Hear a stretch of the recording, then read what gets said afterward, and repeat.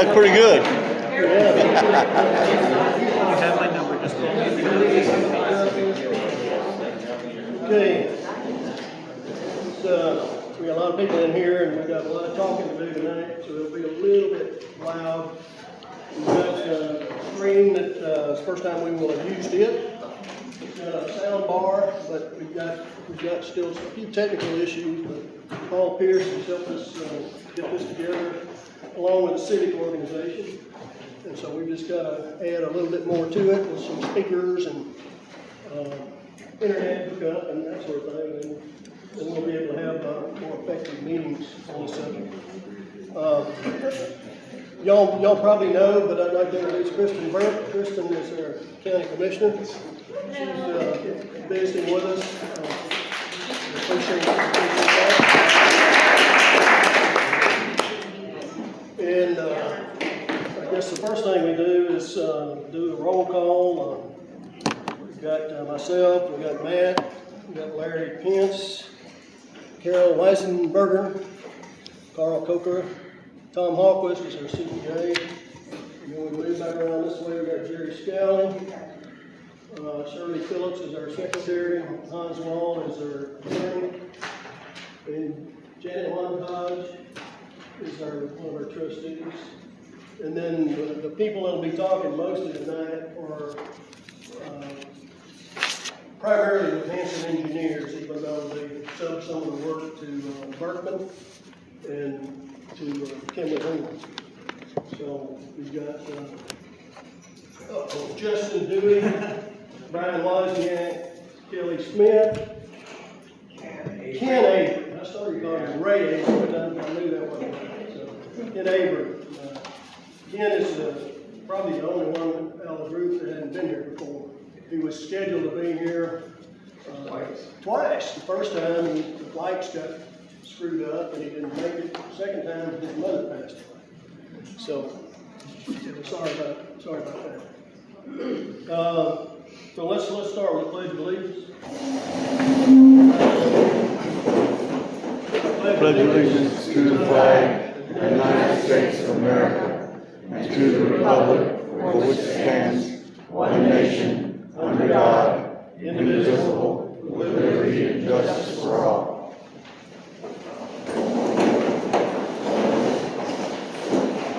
Okay, I want to go through some of our normal administrative announcements about how we conduct the meeting. I appreciate all y'all being here. We have quite a few more than we normally do, and that's good. But if you wish to speak or ask a question, fill out the form on the reception table over here. Place it in the question or comment box. Where is that at? Sure. I think it's still on the table. At all. Okay, so just give it to Tom Hawquist there. He can handle it. So if you got a question, fill it out. You can give it to him. The chair will address questions and comments after the agenda is complete, normally in the new business section, time permitting. Meetings normally last approximately 2 hours. Wait until the chair recognizes you before you talk. Limit your comment or question to 3 minutes unless the chair specifically extends your time. Where 2 or more representatives or share a common interest, only one will be designated to speak for a total of 5 minutes. For a good cause, the chairman may extend the time limit. Speakers are not allowed to assign his or her time or any part of their time to another speaker. A member of the public speaking on any matter shall confine him or herself to the question or matter before the board, shall not use unbecoming, abusive, or unparliamentary language, and shall avoid commenting on personalities or character of any board member, former board trustees, other officials, staff, or the public. The board reserves the right to have the Clay County Sheriff's Department remove an individual or individuals who fail to meet this request. Address your question or comment only to the chairman and not to a specific trustee or individual in the meeting. Trustees can only respond to an individual if the chairman requests. A person who decides to appeal any decision made by the board with respect to any matter considered at the meeting is advised that that same person will need a record of the record of the proceedings, and that accordingly the person may need to ensure that a verbatim record of the proceeding is made, including the testimony and evidence upon which the appeal is to be based.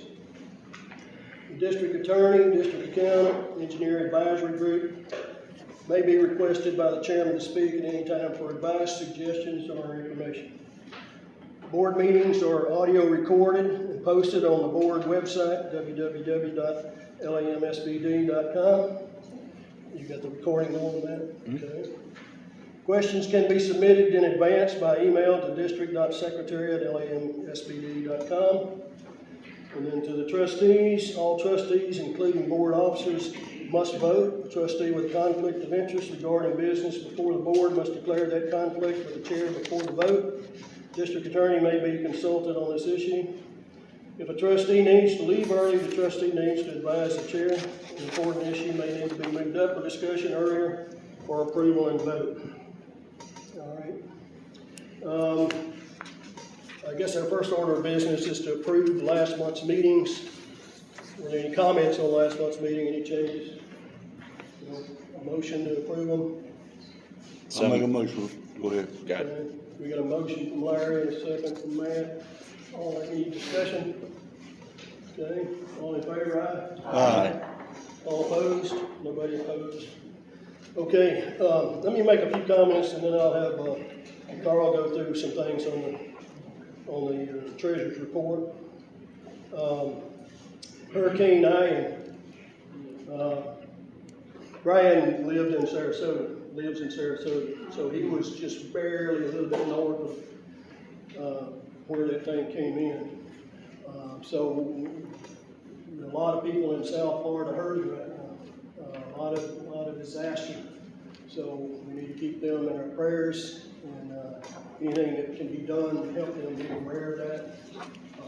Because it's like a long uphill battle to restore some of that.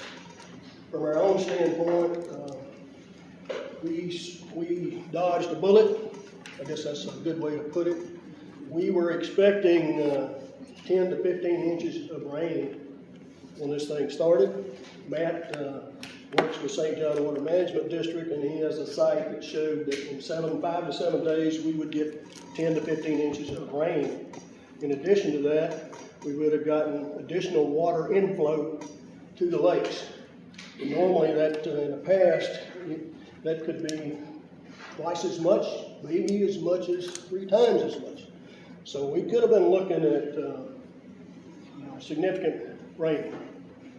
Fortunately, through the effort of the previous board and through efforts of contractor Tim Lee, all of our valves have been repaired and functioning.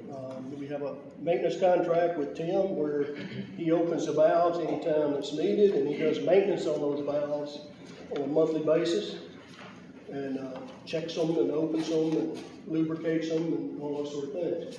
So I can tell you, and these guys can tell you too, because they researched some of our previous records, the EAP that we have still references 2 valves not working. And that was August of last year. So we have all those valves working very well. They have a limited lifetime. What that is, nobody really knows, but it's not 1 or 2 years. It's probably 5, 6, 7 years, something like that. So I think we ought to give Tim a hand for preparing those valves.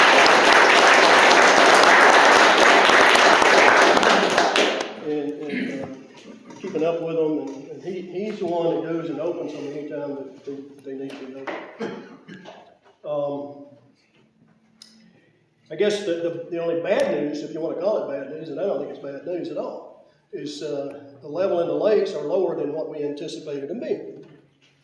But we were prepared, and we followed what the plans were, and the lakes are coming up.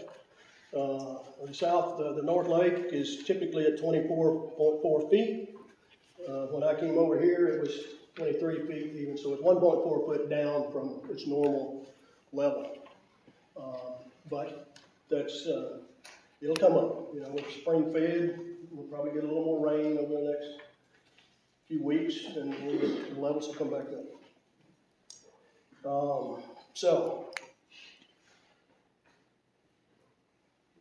We have a number of subjects that we had on the agenda, but we also said that the primary focus of this meeting would be a presentation by Hanson. And so that's, I wasn't sure with Brian's Sarasota situation, and, you know, even here in Jacksonville, you guys, Kelly and Justin live here in Jacksonville. The last week or so has not been conducive to real efficient work. But they've got a presentation put together. I think Paul Pierce is here with the Civic Association, and it'll be good because you guys will be able to look at this. It's the first time we've used it. Hopefully it works right. If it doesn't, then Paul can bail us out. But, so what they'll do is they'll go through the presentation. This is phase one, pretty much. I assume I don't want to say anything wrong, so I might have to shut up and sit down. But this is phase one, which we hired them in June, somewhere around the middle of June. And the first phase was to review the data that we had available, to look at grant money. Kimley Horn, one of their primary functions is that, and that's why Hanson selected Kimley Horn. So that was another phase of it. The third was to talk with St. John Water Management District and the dam safety officer in the state of Florida, Tracy Wood and Cammie Wood, and talk about what permitting criteria you have to go through. Because if you were building a dam today from scratch, then it would be quite a bit different than the 100 years that these dams were built in. So there's been some discussion. Unfortunately, there was a meeting scheduled last week with St. John Water Management District and the dam safety officers, and that got canceled because of the hurricane. So there's still more information to do in that part of the phase. The last thing they did was come out along with the St. John Water Management District. Can't remember his name now, but you guys can. Everett Fry. Everett's been with them for a long time too. And Everett was with them and toured the dams and made a report. I did not display that report on the website or anything because that was for comments. It was a draft. So it's not on the website yet. Once it's finalized, and then we'll post that on our website also. But with that, Ken Avery is with Bergman. I mentioned that he's been messing with dams or engineering dams and playing with dams and all that sort of thing for at least 40 years. And that's the reason, one of the reasons that Hanson selected Bergman to partner with them on this project. So we're glad you guys are here. I really was thinking that you probably weren't going to make it, so I'm glad you are here. And maybe I should turn it over to Brian. Sure. Thank you, Mr. Chairman. We're going to do the treasury report. Oh, you know what, Carl? That's a good point. It. I think I had that down here. I did, and then You mentioned. okay. You mentioned You got a minute and a half to do it, Carl. Go ahead. I bet you can do it in a minute and a half. All right. Treasury report, October 3rd, 2022. Balance for the checking account as of September 30th, $3,943.83. Current checks. Shirley Phillips, Secretary, $940.19. Carl Coker, that was for a roll of mailing addresses. I'm the treasurer and the secretary split for $17.72. Dollar mail or computer expert, $375. Florida Association Special District application, $375. We have here Forest Groundworks. We have Chad forgot to send us his June invoice, so we're covering it tonight, $2,344. Hanson Professional Engineering, their second invoice for $14,456.51. Lee's Valve and Pump Repair, $8,500. That's a an invoice for $4,000 for removing the siphon and his normal monthly fee of $4,500. Clay today, add $40.50. 2 checks to our insurance company, 2 different departments, totaling $11,975. Tom Walquist, the district accountant, $250, and we now pay our Clay Electric by electronics funds transfer, so we don't mess up paying the bill. I transferred, I think I said $40,000 to cover those checks.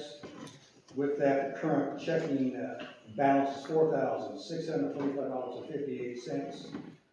Our public funds money market balance as of September 30th, $552,374.77, minus the $40,000, plus the checking account, total funds, $517,035. Any questions from the board? Okay, motion to accept? So moved.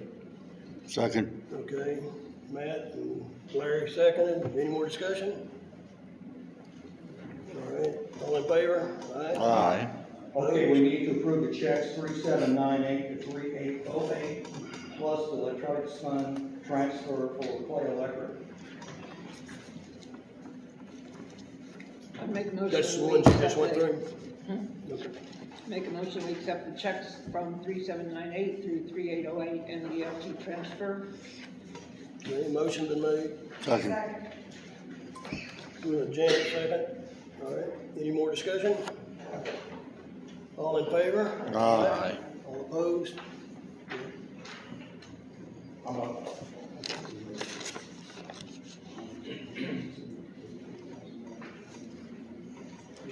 Okay, one here in Georgia's report, we always,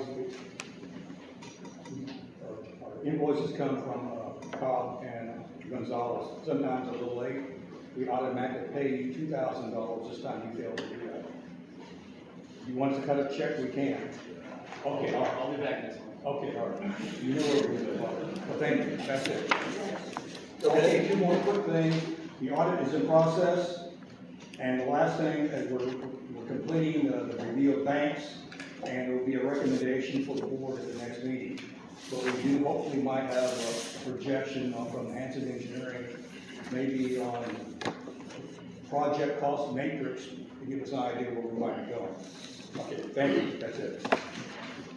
Okay, there was one thing that I didn't write on the list, but it should be handled probably in case we don't get to it, is we got the TV, but we don't have the internet access. Not yet. We have another meeting on that. Tom's out of town, and he was working with 2 different firms to give us internet, and we ran it through the association. We know what they want to do, so we need Tom to get back in town. We'll finish that up, and then we'll have internet. Well, frankly, he told me he thought we had already approved it, so I think we ought to go ahead and approve it from this board standpoint. I'm fine with that if you want to do that. I think we should. Okay. Otherwise, we'll be sitting here a month from now doing the same thing. Right, okay. Okay. Go ahead and make the motion. I'll second I'll make the it. motion that we let Tom go ahead and finish whether he's gonna do. Verizon was suggested by somebody in the audience, Comcast. So Comcast is let's what go we're ahead and approve that for, I don't know, a year at least. That was $100 a month or something like that. Something like that. It was a commercial rate as opposed to a home rate, so it's a little bit more, but Comcast had the better of the options. Oh, really? Okay. Yes. So let's. Was that 125? No, I think it was 139. 139. Okay, so, But we Make haven't it finally, 150 and. yeah, okay. okay. All right, so I'll make that motion up to $150. Somebody second? Second. Any more discussion? All in favor? Aye. Opposed? Okay. I think that was the ones. I forgot Carl and I didn't forget you. But, so now, Brian, I will turn it over to you. Thank you very much for being here. Okay, thank you. Paul did a good job of laying it out. A little bit of trouble we had last week. We were supposed to be meeting with St. John's River Water Management District, and we were also supposed to meet with Dam Safety Office. And go over some of our final findings and get some direction on where to go now, just to kind of get everything in concrete. But so that meeting got canceled. Our office got shut down in Sarasota last week as well. So honestly, we were looking to cancel presenting at this meeting, but I got back in town and was able to go to work with the office this morning. We had the report pulled together. We have enough information, we think, from St. Johns River Water Management District that we think we've got a pretty good idea of what they're looking to see. So the only thing we're really missing is we didn't get a chance to put together a nice PowerPoint presentation with some slides or anything. But what we do have is we have the report that we have in a PDF format that we can present here on the TV. And what we thought we would do with that is we could scroll through it and just use that as our outline for our presentation. It has all the information in there, and then we've got the people here with all the knowledge. So between the report and what we know, we'll be able to present everything as expected. It's just, we may fumble around a little bit because we didn't get a chance to put together PowerPoint or anything, but the information is all here. So what we're going to do is present what we have in the report. Like Alden said, this is a phase 1 engineering investigation report. So we haven't done any engineering on the dam or come up with a design or anything yet. There was a lot of prior studies, a lot of information related to geotechnical survey information, past hydrology and hydraulic studies, the emergency action plan, a lot of information to go through. So we went through that. We came out and did a field visit of the 3 dams in August 24th, I think it was. St. Johns River, Everett was also in attendance there. The advisory committee came out and met with us, and we were able to see everything in person. We did receive some modeling as part of the emergency action plan for some H&H modeling to go over. And so what we did is we tried to compile all that effort that's gone into this into one report. So that's what we're going to present here. So the various components are, as we go through them, will be the grant funding. Kelly's going to go over some of the information that they discovered on that. Then we'll highlight some of the past prior engineering studies that have been done, and there's been several of them going back to the 70s. We've got topographic survey that's been pulled together in the past, and our regulatory agency coordination that we've done. We've had some past geotechnical analysis we've run through, and then the H&H modeling, the hydrology and hydraulics modeling, various detailed components of that. And then we've got some information on our prior engineering inspections, and then a high-level recommendation approach with some high-level cost estimates so that we can see kind of where we think we're going with this. So I will just scroll through the report as we go through it, and each of us will talk to a different section, and we can give you information on that to get everybody caught up. So the first thing we're going to talk about is the grant funding. And Kelly from Kinley Horn is going to speak about that. So I'll run through it as you see. Sure. So as everyone's mentioned, Kinley Horn has been tasked to support the team with identifying potential grant opportunities, evaluating eligibility, and supporting the project throughout the duration as more funding opportunities become available to align, find funding mechanisms that align with the project. I work really close with the funding expert, Laura Wittenbauer, who she specializes in dam projects. She lives in Venice, Florida, and would have been here with us tonight as well. So I'm going to do my best to report on a lot of the work that she has done. She has access to pretty much the fastest, most reliable portals for when grants become available. And so anything that we talk about tonight or present in reports, our efforts in finding and identifying opportunities doesn't end, because it is really an ongoing process, especially as the bipartisan law has come into place and new funding mechanisms are arriving. And I would imagine we'll see some additional additional opportunities based on our performance experiences this year. In the report, there's a list of, so far, 9 potential funding opportunities that we've looked at. If you don't have to scroll to it, but in the appendix of the report, there's a detailed table and matrix that identifies, the funding source, the anticipated timeframe of when that funding may become available, what we believe the funding eligibility requirements are. And something that's really important to note is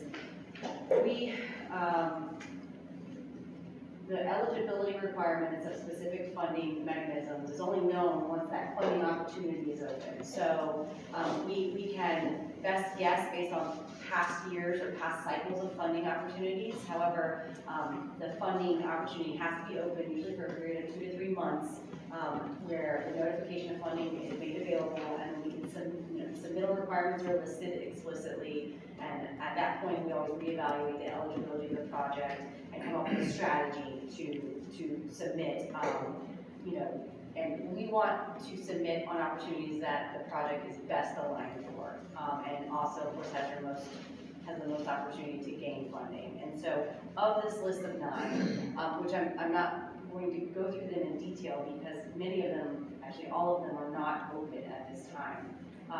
There were kind of 2 takeaways for where we stand today on what we want to look at in the near term.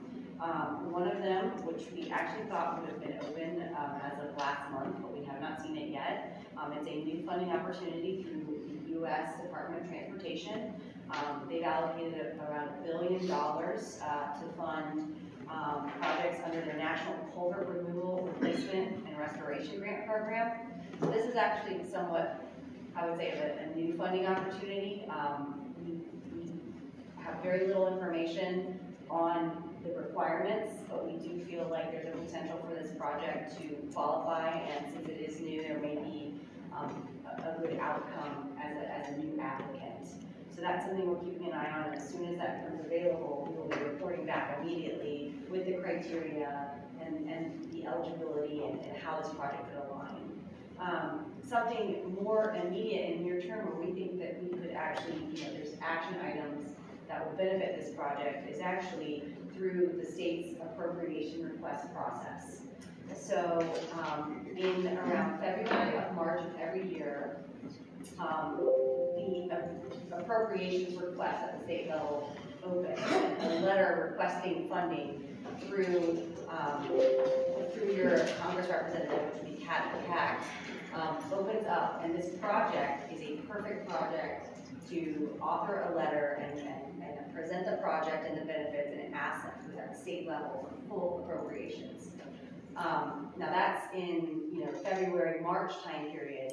We highly recommend that you all consider scheduling. We would support this and facilitate this, but a meeting with Kat as a one-on-one to proactively present the project at this time period, so that once this process opens, she will have been educated on the project and aware of the project. We would submit a letter requesting funding, and we think that she's a great asset for the district and a great resource for the team to work with. So that's something in what we've come up with that we, I don't know if now's the time, but would ask for direction.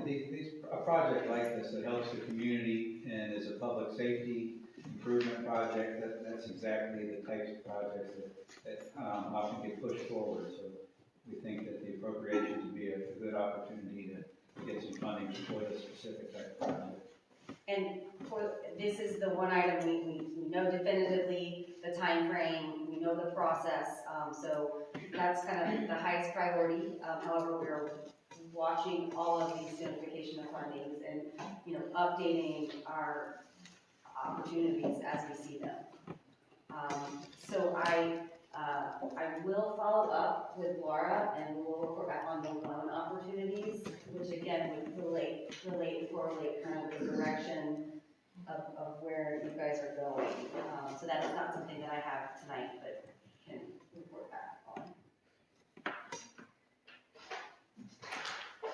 I don't know, we can't open it up to everybody for questions, but anybody on the board have any specific questions? questions for funding?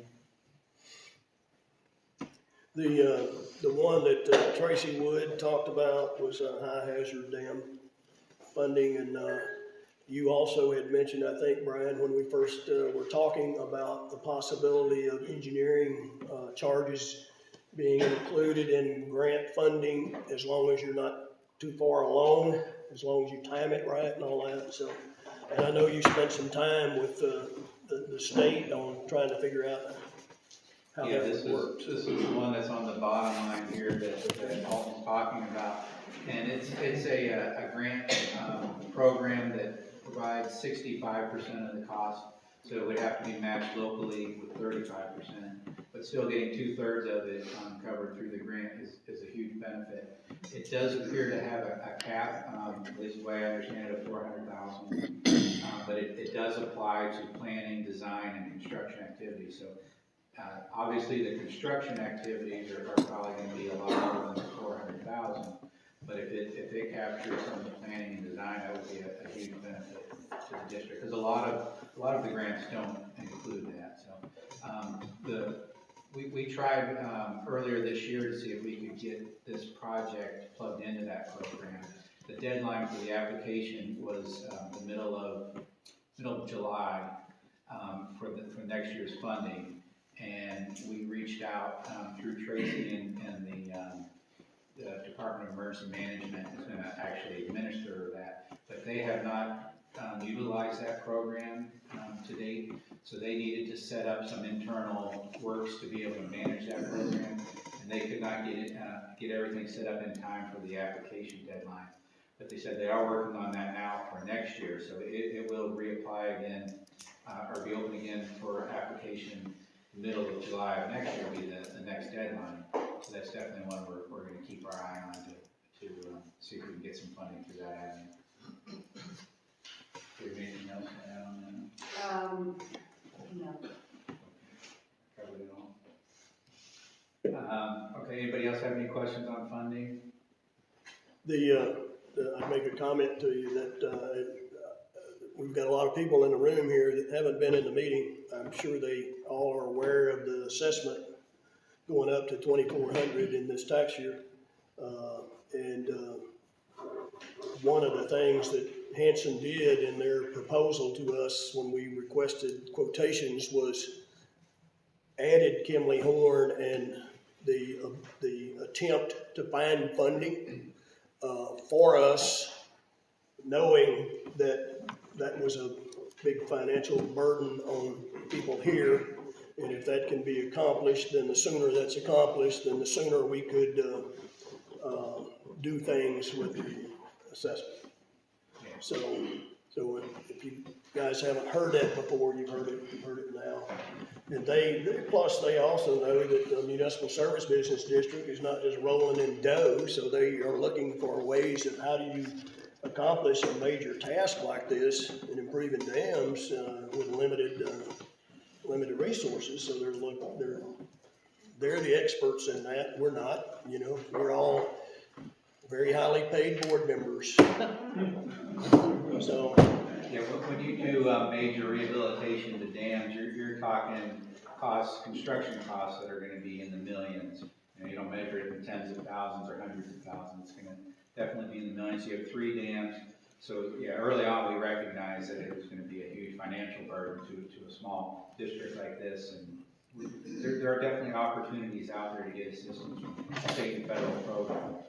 So it's just a matter of finding the right one and getting plugged in and getting that application in the best format that it can be prepared in to give you the highest chance of winning that grant that year.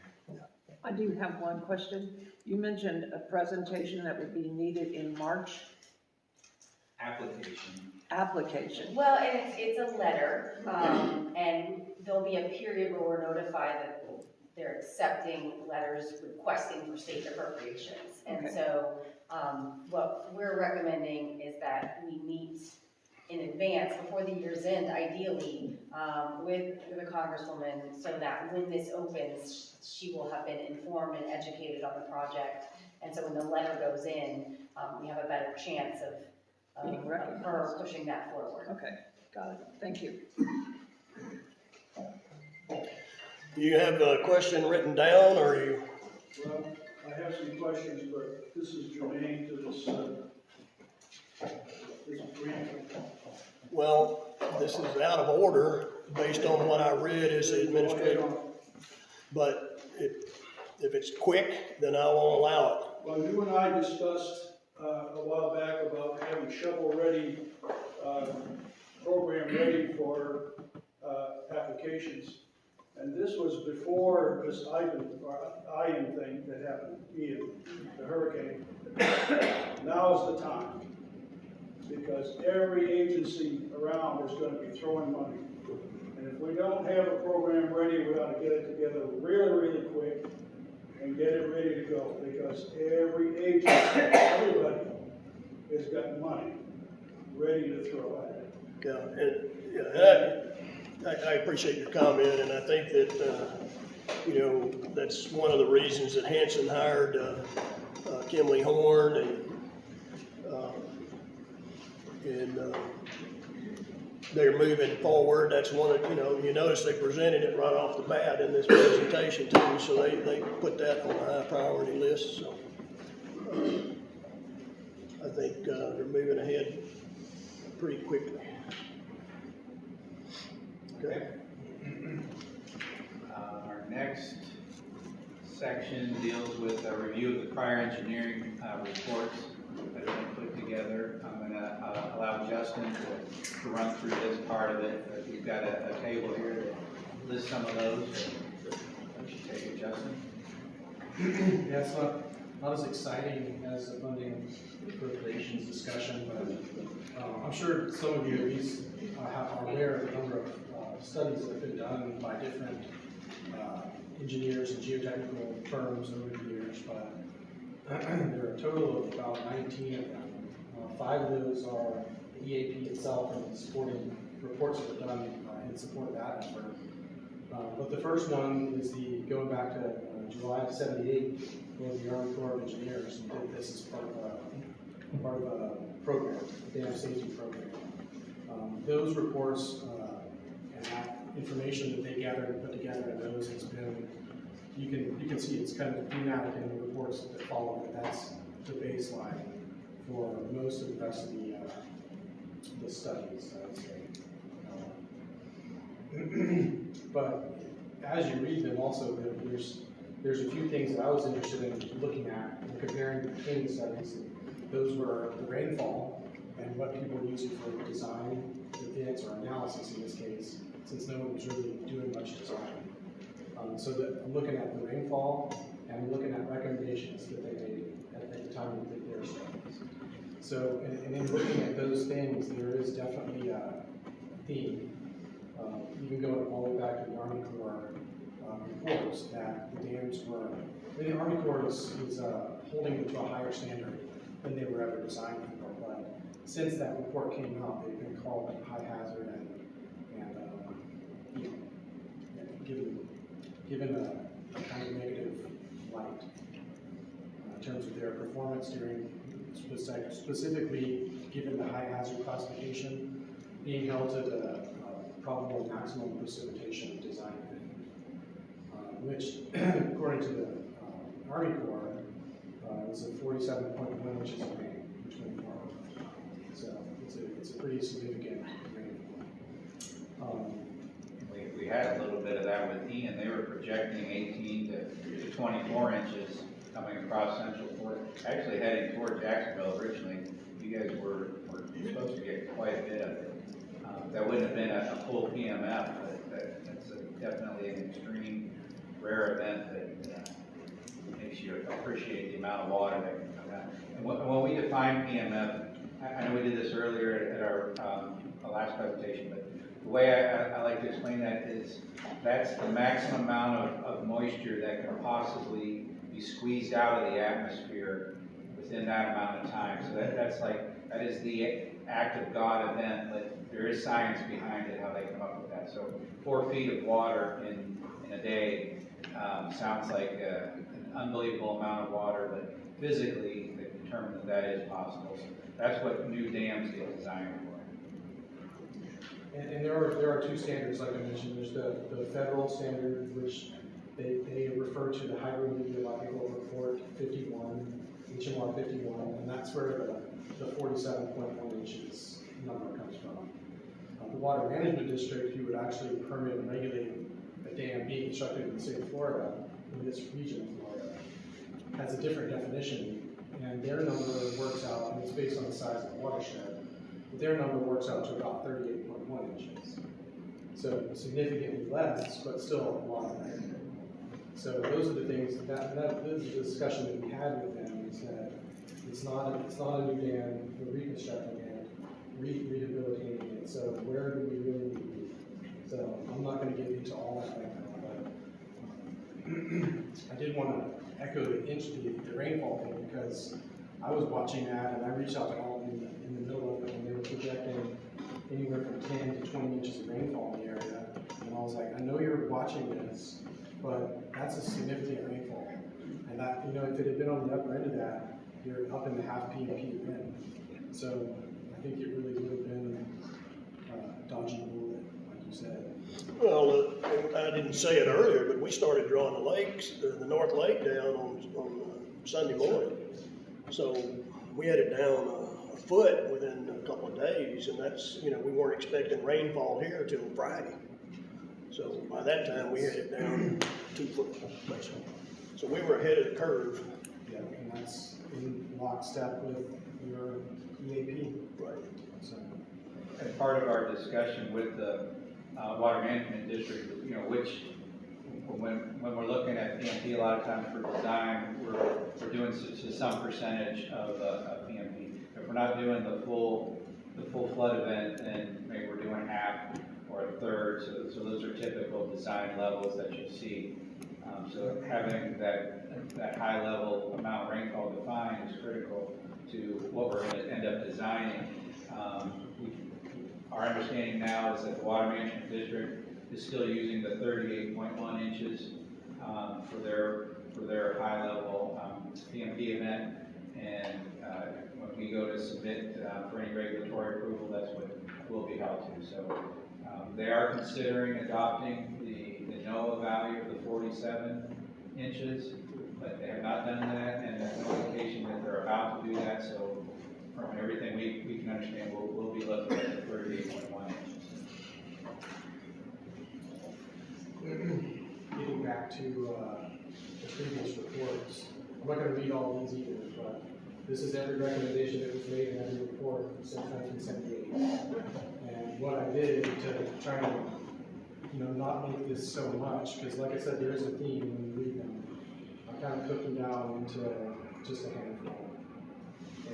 And those are replacement of the primary spillways. That's come up in nearly every report, either because they're undersized or because of the condition.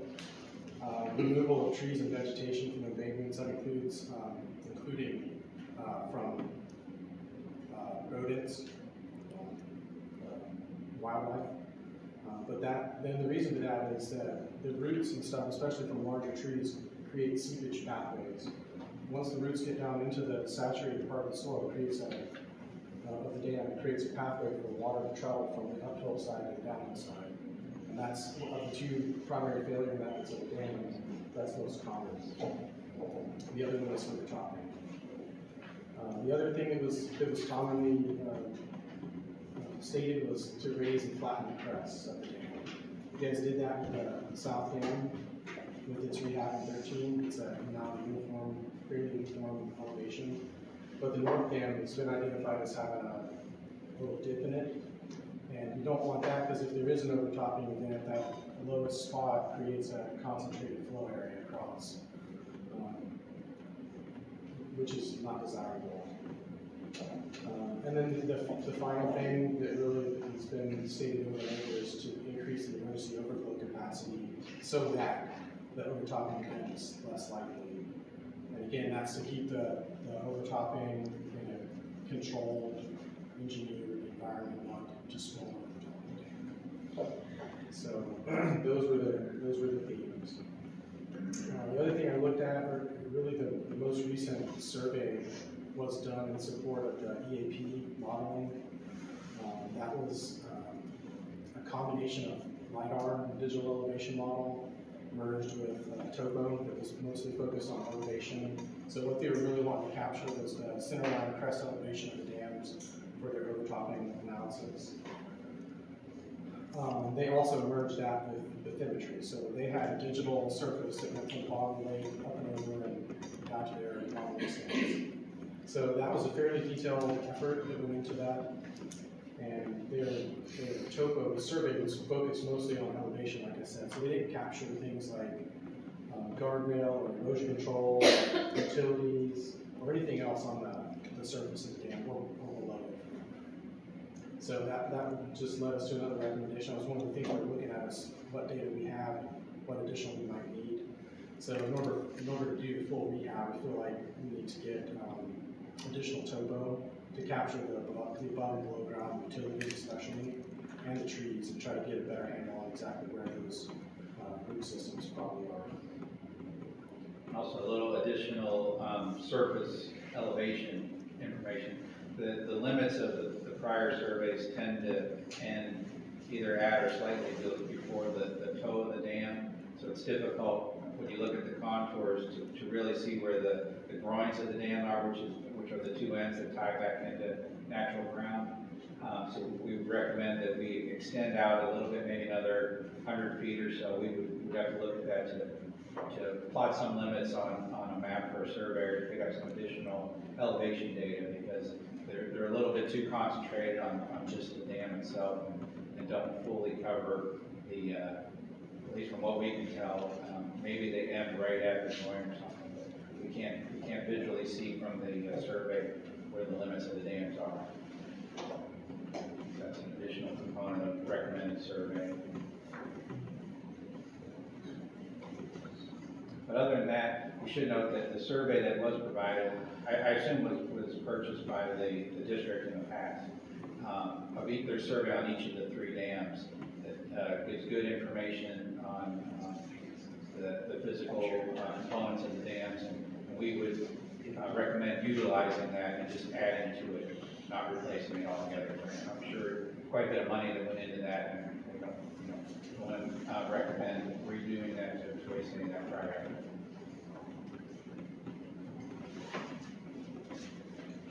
Next one. Yeah. Okay, so the agency coordination, that was, Ken has had prior discussions with Tracy Woods at the Dam Safety Office in the past, and then we had a meeting with St. Johns River Water Management District August 18th, and we were all in attendance on that meeting. Cammy Dewey and Everett Fry were both on that call, and the main thing that I tried to get out of that meeting was to see if they would give us some design guidance on what does the rehabilitated dam need to look like from capacity. Do we have to pass the 100-year, which is basically what they were designing out? We have to pass the 500-year, half PMP, the full PMP. We're just trying to get some idea of how much additional infrastructure needs to be built and to what standard. And I probably asked about 3 or 4 times. I kept coming back to it, and we got a consistent response is basically they don't know. They don't have a standard in their guidelines to say what a rehabilitated dam needs to be designed to. If it were a new dam, they have all the information for a brand new dam. PMP design and everything about that is understood, but they don't have a good feel for rehabilitating existing dams. They haven't run into that in the past, so it's kind of an open book. And what we ended up deciding on there is they felt that they would listen to the engineer's recommendation for what should be provided, review it, and then offer an opinion on that. So rather than giving us a strict guideline, here's what you need to do, they wanted us to look into it, come up with a logical design capacity that was justifiable, and present that to them for their review. So the main thing out of that was we came up with doing the incremental analysis, and I guess I'm jumping ahead, but I'm going to go ahead and turn that over and let Ken describe that, because This is part of the H&H evaluation that he's gonna talk about later, but it was really at the point of the meeting, that's what the big thing that I got out of that was, we need to present to them what makes sense specifically for this area, what's upstream and downstream of these dams, and the capacity and the impacts from that. Do you want to jump over the geotechnical? Sure. This was really, it was an important part that came out of that meeting. All I wanted to get was, what do we need to design it to? And basically, we all agreed that coming up with a site-specific capacity for these dams based on what's downstream and what's upstream. So I'll let Ken explain that process. Sure.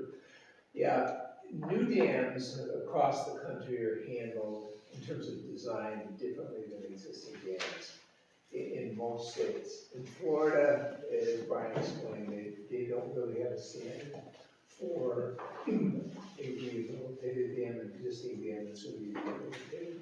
But a new dam would be the BMF. If you wanted to build a new dam, you'd have to build it to full BMF.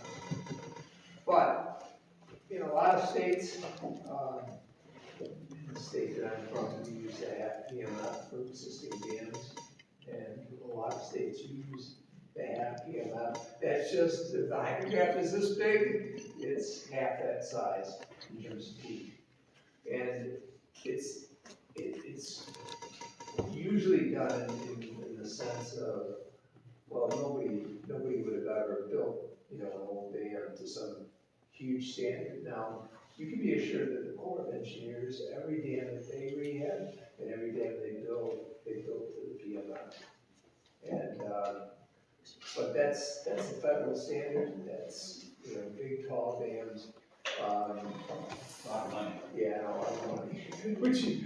Yeah. So in addition to the concept of using a half PMF, which is what we're going to recommend, we are on top of that going to recommend that we do an incremental analysis. Now, conceptually, we have two types of breaching analyses that we do. One is called the sunny day failure, and that could happen anytime from a seep. It would typically be for dams like these, it would be a seepage event that gradually grows and it starts as a small trickle and it becomes a boil, and it can happen in the middle of the night. And these dams are classified as high hazard dams because if they did breach, there would be a high likelihood of loss of life downstream, and particularly on the downstream slope of the dam. But it could be downstream of that as well, and that's part of what the emergency action plan analysis that was funded last year did. So nothing is going to change the classification of these dams as high hazard. But in terms of designing for spillway capacity, and let's talk about the North Dam. The North Dam is located in an area where you don't own all the property along the spillway all the way down to Black Creek, which is kind of a problem. You do own other parts of the North Dam, where you would own the entire strip down to Black Creek. The value of an incremental analysis, though, would be to reduce the size of the spillway you need, or the length of the spillway along the crest, from what a half PMF would require to something less. And the concept goes like this. When you do a rainy day breach, you load the watershed up with a storm, and you have that storm, it's going through the dams, and then the dam fails. But if you have a storm that's rising and going on, you also got evacuations going on. So a home, a habitable structure that is starting to see water is assumed in such an analysis to be evacuated. So in the incremental analysis, what we look at, and this follows the Federal Energy Regulatory Commission rules, is that if you go from a situation where without a breach. At any structure, you have water below the first floor. And then with a breach, you go to 2 feet or more above the first floor. That's a dangerous condition that could cause loss of life. So we've done this before in numerous dams where we look at all of the habitable structures in the downstream inundation area and do this evaluation. And that's kind of the level of detail that it's done at. But let's say just take this a little further, let's say we get the half PMF approved. And we start with the half PMF analysis and we find that all the structures are flooded before the breach. Then we reduce that. Instead of 50%, we might run it down to 40%, 30%, until we reach that point where we could cause a fatality. And those analyses are accepted. We've done numerous such analyses, and the models to do those analyses have already been put together. Now we have some adjustments to make, but those models that were developed as part of the EAP most of that information has come in, a couple of this is models, but we can recreate what hasn't been done. And the value of doing all of that is that we may be able to downsize the size of the spillway that we need to replace, not just on the north dam, but on the other dams as well. We haven't done that analysis yet, but we have a great starting point, and we did make several other comments about,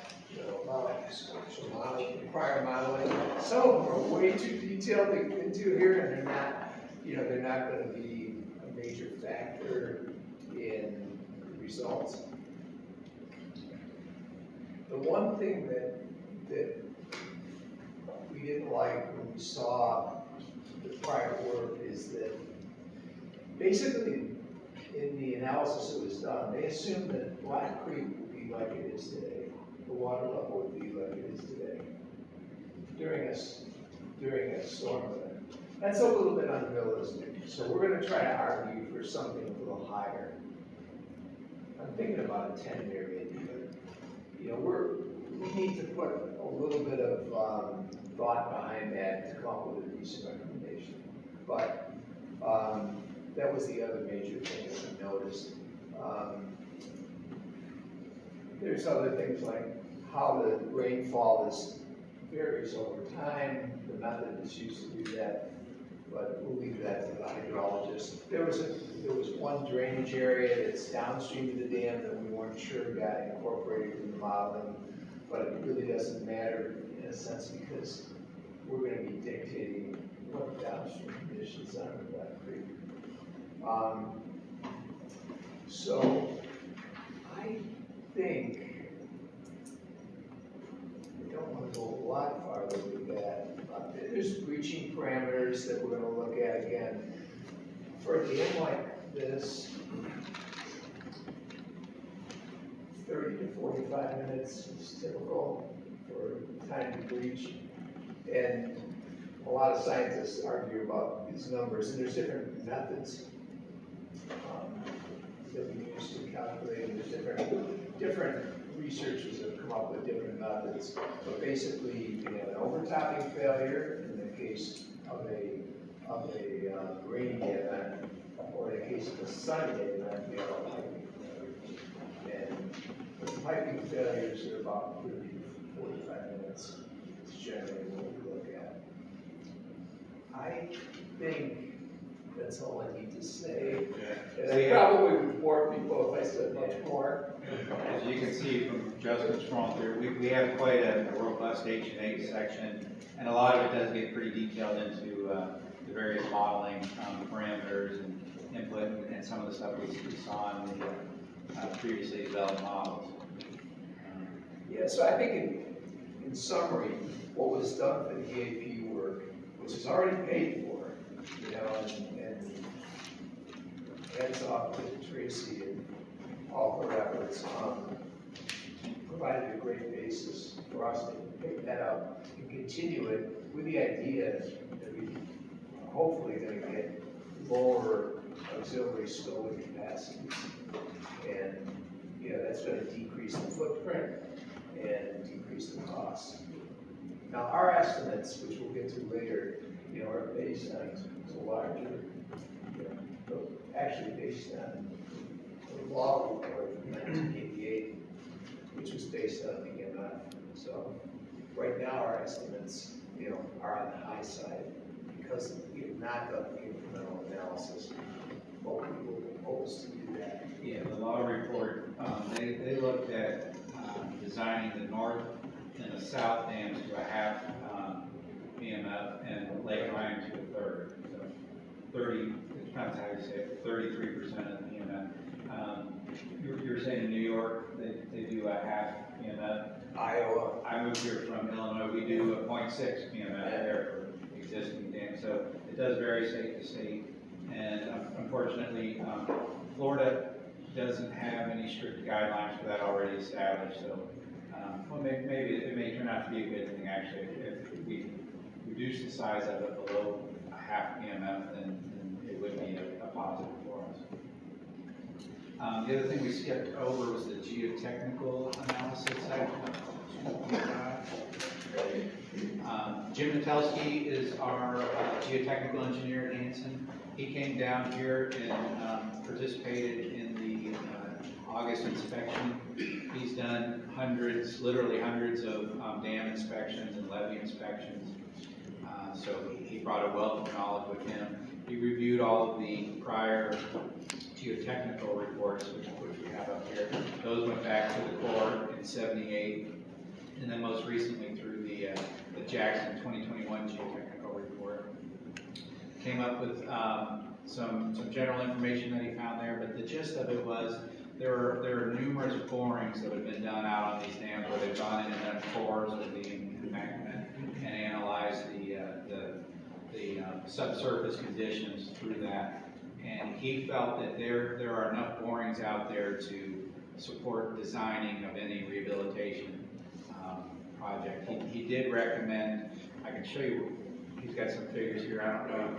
Yeah, they show up here. So here's some of the old previous borings on sections of the various dams. And you can see they're pretty well littered with borings. So there's a lot of good existing information out there. These aren't really, from the soils perspective, going to change. If a new seepage path emerges or something, that may change something. For the most part, the prior information is still applicable and good for today.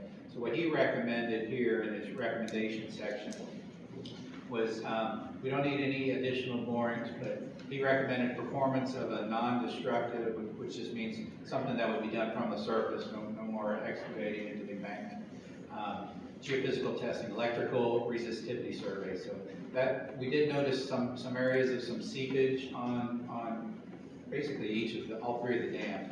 So we would focus on that and apply the surface survey to test the soils with that seepage path to try to get some better definition of where that water may be coming from, to get a little better understanding of that. But other than that, he felt that there was enough information to do everything that would be needed in support of design. So that's the geotechnical section. Pretty much went through the H&H section. Here's a good, yeah, I meant to bring this up earlier. This chart, I don't know if it's the engineer in me or not, but I love the chart. Bergman, to their credit, put this together. And what it shows, and I think it's a great presentation of the rainfall. So this is the 47.1 inches of rainfall, which is the NOAA PMF amount of rainfall. And then here is St. John's River's 38 inches of rainfall, which is what we think the design PMF would be, and that would be what we would base our percentages off of. And then if you go all the way down to this end, I believe we're starting with the 100 year. 50, I think. 50? The top one is 1,000, top loose. So that's the 50-year, here's the 100-year, which is where the current dams are designed for.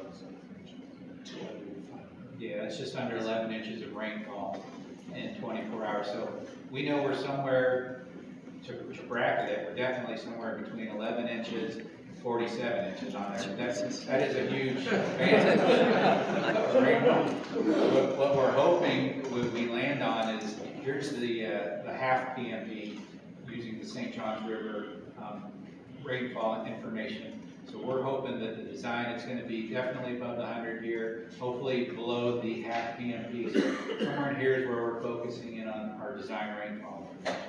I thought this graph really presented it well. So we want to avoid, this is where the Corps is designing their dams to way up here. We want to be down here in something that's a lot more reasonable. Oh, the bottom line here, Justin's pointing this out to me. Yeah, these are what we call the frequency. So when you say 100-year rainfall, that's this 100 right here. That's the 100-year rainfall.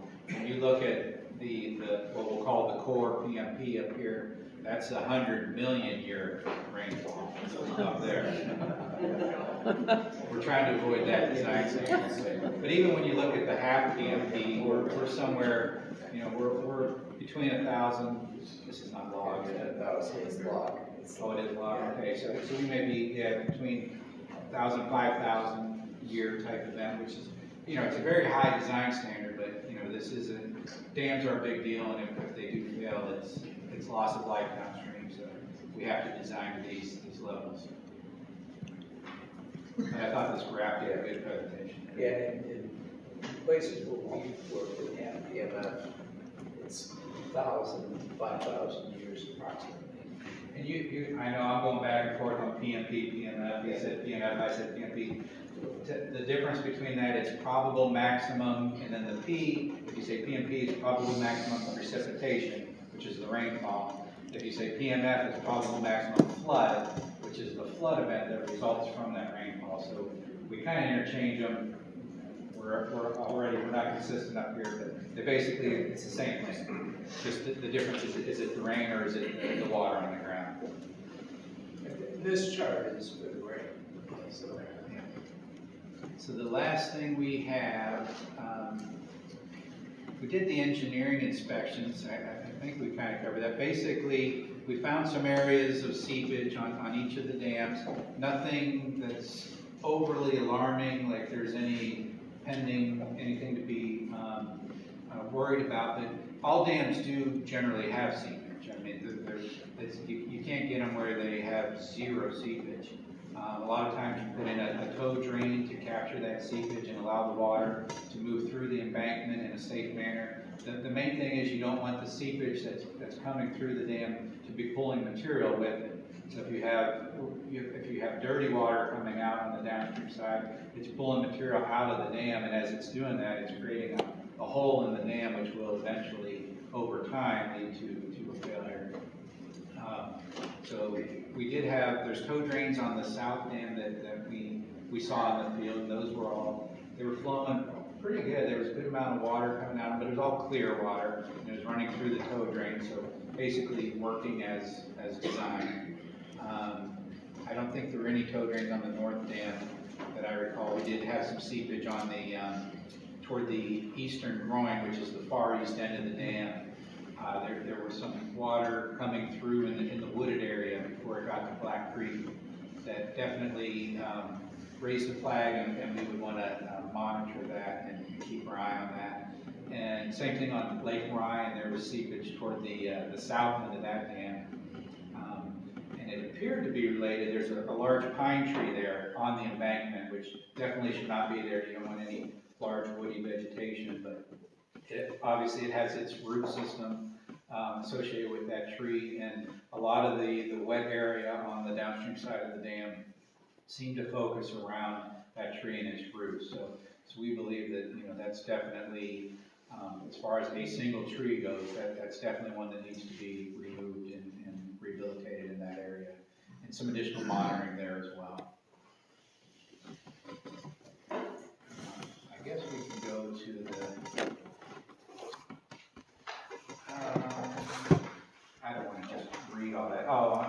a lot of vegetation and brush, yeah, especially on the north dam. A little bit on the south side of Lake Ryan. I think part of that south growing area is a little soggy, so they're not able to mow it like they used to. So again, that's some seepage that's causing an issue that's limiting the maintenance. So that needs to be monitored and addressed. And then on the south dam with the emergency spillway, there's definitely a lot of material that's washed out from underneath the concrete blocks, which are designed to armor the embankment on the downstream side when water runs through there. So typically, those articulated concrete blocks aren't the ideal application for a spillway. So we would recommend replacing those with a more solid concrete structure that would not be undermined. But everything, there's sonometers out there that you can go out, and I believe you guys are checking the water level through those within the dams regularly. Everything on that looked favorable.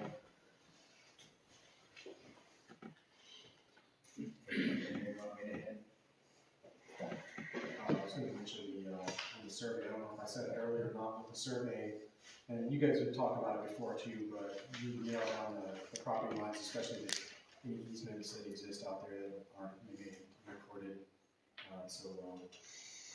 I didn't understand you. Property easements, especially along the north dam, like I've heard you guys talk about where Clay County may or may not have some easement, you may or may not have some easement, and where you may need some of those. I didn't see that in any of the survey. It was a specific boundary survey for any of the parcels. There's parcel data on the county property appraiser website, but that's just GIS stuff. We would want to get the right of way defined on all three dams, but we think Lake Ryan and South Lake Dam are pretty well. I believe we'll find out that you own everything related to those dams. It's the North Dam that has some interesting right of way issues up there that we want to get defined and see how we can factor those into the design. Okay.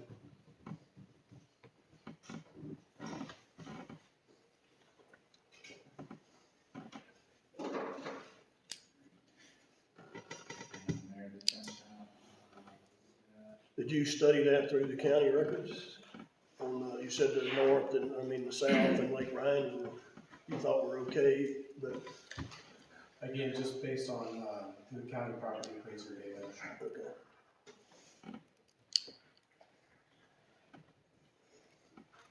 I guess the last thing we have in our report to go over would be the rehabilitation approach and estimated cost.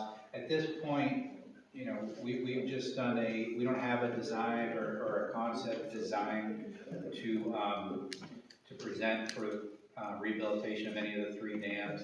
We really need to get the incremental analysis to come up with what capacity needs to be included at the dam so that we come up with a concept design that would achieve that capacity. So we're a step away from that, but we wanted to, and also in support of the funding, come up with an idea of what magnitude of costs are we looking at in general for rehabilitation. So what we've done through the reports that were presented and developed in the past, we found that the law engineering report had what appeared to be the most comprehensive package of engineering analysis, H&H modeling, and then recommended design features that kind of fit in with where we thought we might be with the half PMP on the North Lake and South Lakes, and then a third PMP on Lake Ryan. All those things scale-wise seem to be making sense with the direction that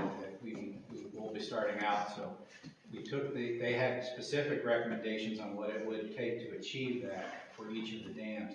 So we thought rather than making something up and coming up with a concept that really had nothing behind it, we would take their sizes and apply a 2020 cost estimate or 2022 cost estimate to that to come up with a ballpark idea of what the cost may be for a rehabilitation plan. So I'll let Ken run through. Yeah, and there's a fair amount of detail to this, and that is, none of the primary spillways, which have already been lined, can we do anything with except tear out. And there's some concern that even now that, you know, there may be some seepage happening in that interstitial space between the original pipe and the liner pipe that was put in 95 and 96. So that's just a general recommendation that, you know, we will replace those, we would provide new structures with a little bridge for a pedestrian to go out and operate the valves. And, you know, we would make them similar and size them appropriately for like being able to draw down the water a certain amount in a certain number of days. And there's different criteria. There isn't one for the management district, but we would do something that would allow you to get the water level down fast enough to prepare for a storm. And then we also sized, according to the dimensions that the law engineering report provided, new box structures under the road, seven 8-foot wide ones for South Lake and 7 8-foot wide ones for North Lake. And then we did include some cost for weir boxes to monitor seepage. Now, we also did not make any big recommendations for seepage control, like cutoff walls, because we really haven't done any geotechnical analysis to make such recommendations.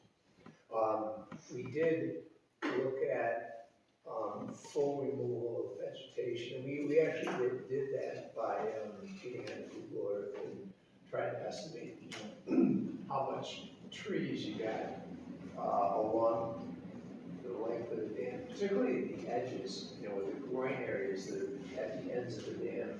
Those are often forgotten about, but you can have failures there as easily as you can anywhere.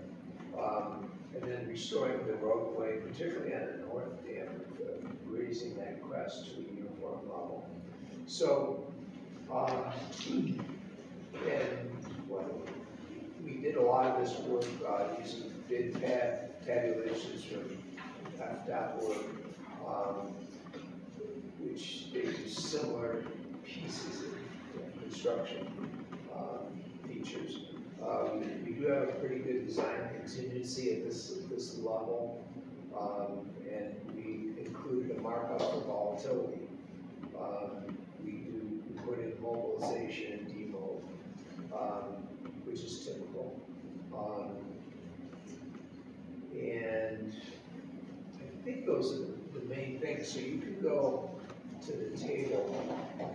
We summarized. Everybody got it. Yeah, it's hard to say. No, but actually, if you look at the numbers, they come out, you know, 8.8 million total. And I've looked back on your prior estimates, which were just, you know, they were programming estimates similar to this. And for the South Dam, you were very close to the 1.9 million there. And for Lake Ryan, you were very close to the 1.2 million. The one that we got considerably higher than what you had was the North Dam. Not quite sure why. But again, the estimates are not totally comparable, but that one for us came out about 5.7. And again, does not include any seepage control, if seepage control in the form of sheeting was found to be through the geotechnical work necessary. And this is also, if you don't downsize, particularly the North Dam, if you don't downsize the new auxiliary spillway for the incremental analysis. So, you know, that number for the auxiliary spillway could certainly go down, it's not gonna go up.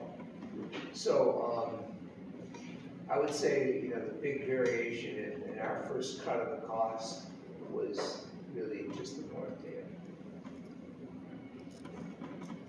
But again, I don't think the estimates are quite comparable, but your most recent programming estimate was, I think, June 2021, so pretty close on time, and very close on the other two dams.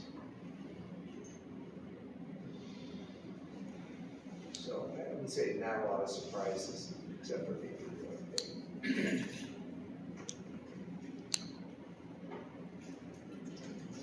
And of course, we applied, really, the unit cost that we applied would have been the same as, you know, for all dams, you know. And it's kind of funny how the other ones came out just about right on. So that's pretty much a comprehensive summary of everything that we put together, and you know, clearly see that's what's in the report there. So I'm going to open it up for questions. Do you guys have any questions on anything? Well, there's a lot of, that chart there's got a lot of data on it. It's, Those look are- at yeah. their design, on North Lake, designed contingency down towards the bottom, 1.4 million. So that's, I mean, you're sort of, Yeah, you've got some fudge factor in there, for lack of a better word, but it could go the other way too. So, yeah, exactly, and that's typical at this level. I mean, when we have a package ready to go out for bidding, our contingency is zero. Our design contingency is zero. There may be a construction contingency that's carried, you know, offline, you know, by the owner, but. Yeah, and we knew there was going to be a lot of interest and excitement to see the dollar amounts. That's why we wanted to be clear. We don't have a concept. We haven't presented any specific size or anything. We're going based off of the law engineering study, which had a lot of practical good information, and it seemed to make sense. And we were just going to run with the sizes they presented and put a cost to them. So that just gives you an idea of how high level our estimating is here. And then large contingencies, there's a lot of uncertainty with the numbers, but based off of that, it is a cost estimate to a specific plan improvement. well, you've seen our information on the website, and I think when we looked at our last capital improvement plan that's still posted on our website, I think it was 7.5 million, and that was several years ago, before pricing and that sort of thing for labor and materials has gone up.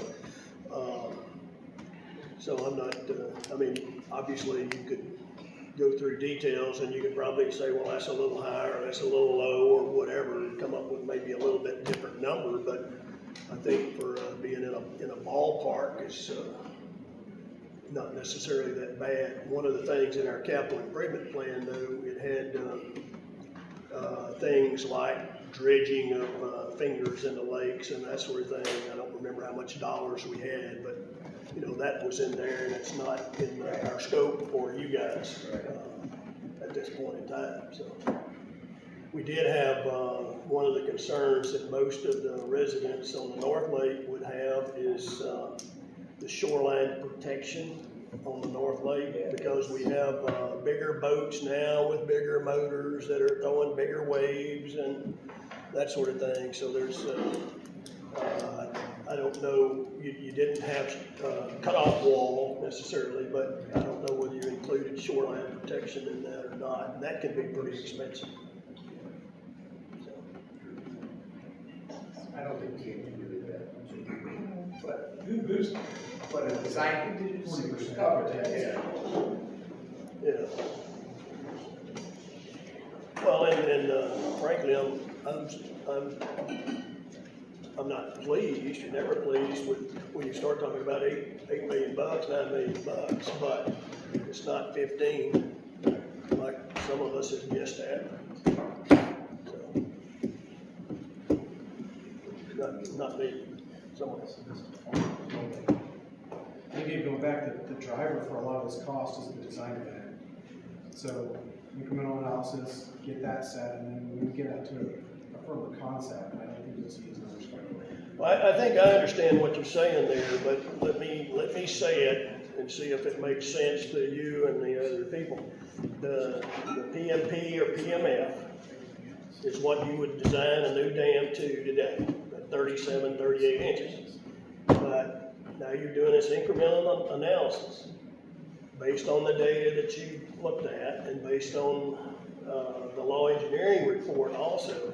And you're saying that you don't know what the criteria is going to be to design to, but you're thinking for this number here, it's going to be half PMP on the north and south lake and a third PMP on Lake Wright.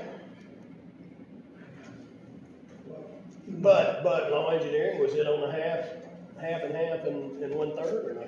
Yeah. Okay, so it is close to an apple to apple. I mean, the reality is if we run a half PMF, we're gonna run it on the whole watershed, right? And so it's gonna go through Ryan, it's gonna go, part of it's gonna go through Ryan for that drainage area, part of it's gonna go through South. And then when we do the breaching, we breach it at the peak. We breach the dam at the peak of the flood. So those breaches are gonna be coming down, flowing into the northern dam and then breaching that. We do a cascade. I didn't mention that earlier, but we do a cascading breach where one dam fails and then that line goes to the next dam and downstream. So we probably have the same fraction of EMF for all three. You take questions, we take questions from the board. Other question. Forget the amount, 8.8. What's your projection time-wise if you look in the future, how long would this take right at this moment-ish? Well, that's a question I don't want to answer. It's kick back to the. Because we're looking at financing versus potential self-funding, et cetera. Right. And I would say that, it does take time to do some of the studies, but this letter from Tracy from Tracy Wood, I mean, it's very clear that her focus is on the North Dam. And, there might be some economies of scale if you said, okay, we're going to replace all the principal spillways under one contract. Because we're going to get the same guy to do it all. And we're going to save money. But her concern, and she's probably going to be, I'm trying to think how she's going to think about this a little bit. And I'm feeling like it would be wisest to focus on the North Dam. But we haven't talked about that as a team. There's a lot that goes into it. You have 3 different dams. You do one at a time, you do one completed, and then move on to the next highest hazard potential, which would then be the South Lake Dam, and then on to Lake Ryan. Or do you like he said, do them all 3 at once, which that would obviously change the time scale of it, but we're working within, as that letter stated, that was from February 2021. I think she mentioned a 5-year window to have things addressed within it. That seems like a reasonable time frame to do the full thing, because none of these are very quick. The design effort, putting together the construction plans, getting a contractor, all of these are a long time frame. Then you got ×3 with the 3 different dams. So within that 5-year window, definitely it is reasonable to have it all completed, but to say within 2 years, I don't know, could be I'd say between 2 to 4. does your 5-year include the planning process leading up to construction? Yeah. It does. Okay. Yeah, it's not a 5-year construction process.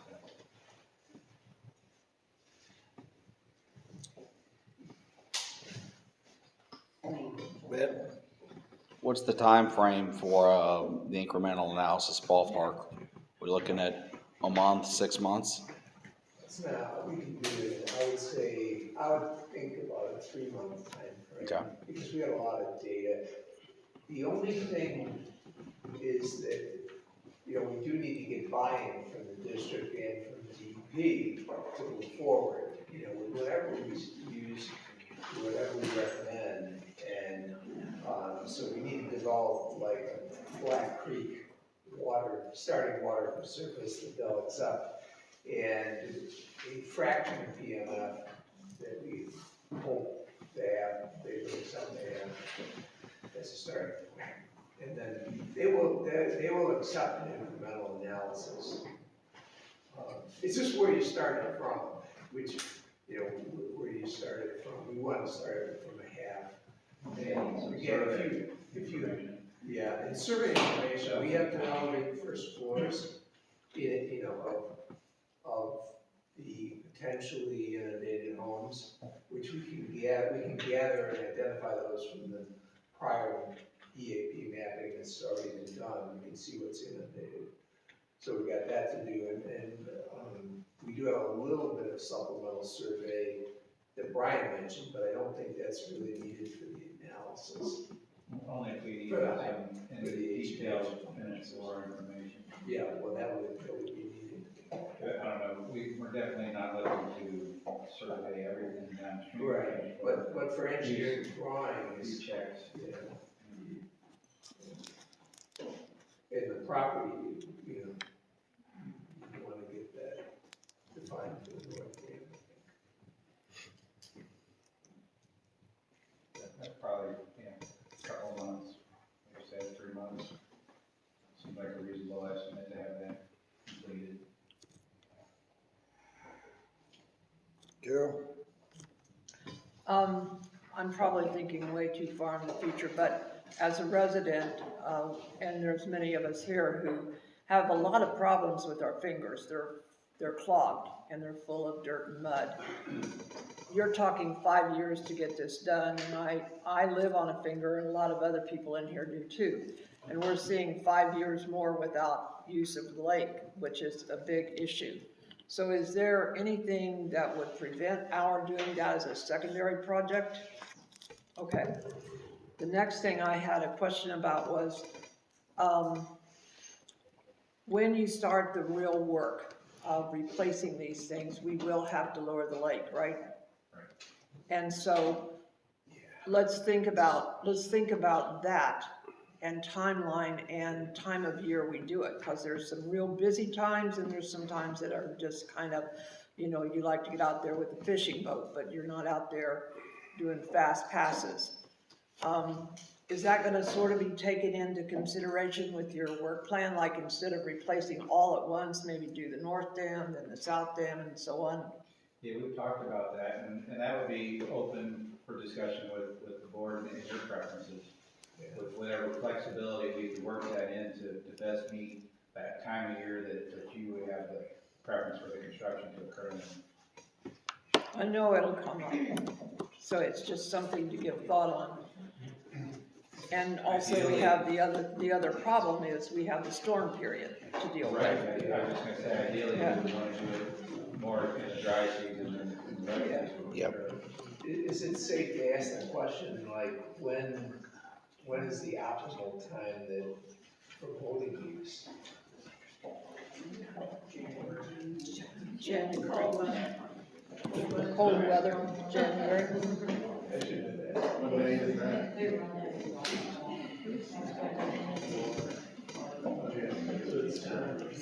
It's summer. Well, the summer you have two problems. You have the storms and you have time to play. Yeah. And the other question becomes, how long does this construction take? So that how long would we think the lakes would be down? I mean, you know, it's hard to come up with a timeline right in there where nobody cares. Because they're, you know, and then you have the storms to deal with, and sometimes they're early and sometimes go long. So.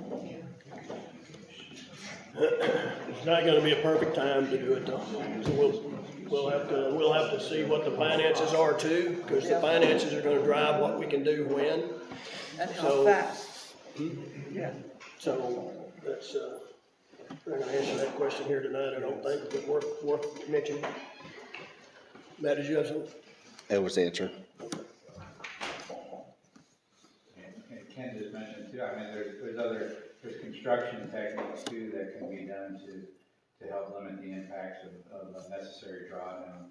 You could coffer dam off the work area with sheet pile. No, and pump no, it. that's expensive. Okay, so much for that. And then to take the. Fast, good, and cheap. You get 2 of the 3. That's it. But then to take the old principal spillways out, and I don't think there's any other. I feel it would be safer to take them out, then you gotta excavate for that. So it may be hard to avoid, a pretty good lowering. They're 20 foot deep. You should go up and look at them right now. Well, until we get ready to see the actual concepts, we can't really put much timeline around it, even to say when is the best time, because right now we're grasping and we need the real deal. Well, I said at the start that I was glad they showed up tonight. Brian and his group said that they could have delayed it another month, but we probably wouldn't have accomplished a whole lot more by delaying it another month. So we're sitting here with some kind of idea now of throwing mud at the wall and seeing if it sticks or not. And then we still, though, when you go back to how we got into our phase 1, one of the critical things is still yet to be accomplished, and that's with St. John Water Management District and DSO on what is the criteria really going to be. And if they played hardball and came back and said full PMP, then that number is way low, right? It's not impossible to deal with. But if they come back and approve some of what your analysis shows, then we could be in a lot better shape. And then Kelly's gonna come through, we know that. I mean, she showed up here for the meeting. She's the lady going after money. And she's gonna come through with money, and you look at the availability, and that moves through time. So we could, I don't know that we necessarily wanna go full steam ahead and from an overall business standpoint. We might, but I don't know. I think you're right, Ken, with Tracy Wood. North Lake's got her and everybody else's attention too. Hold. I don't know how some other agencies work, but I know for the St. John's, it's not unreasonable to get 100% plan and throw it on the shelf and wait for funding. So I don't know if that's been your experience or not, but that's something we could get to the point where we have a plan and seek funding at that point for construction. Yeah, we certainly aren't in a position tonight to say, man, this all looks great, let's go full steam ahead. We're not certainly in that. And you didn't intend for us to be in that position. You answered what we had asked you to do, and that's all we could expect, I think. Yeah, the last thing we want to see is us put a design together to go on the shelf. No. So that's why the training is so, right, it was so critical to us in this process right now, and that's why it's step 1. No, and I feel fairly certain that Tracy Wood's not gonna let you stick it on a shelf and do nothing.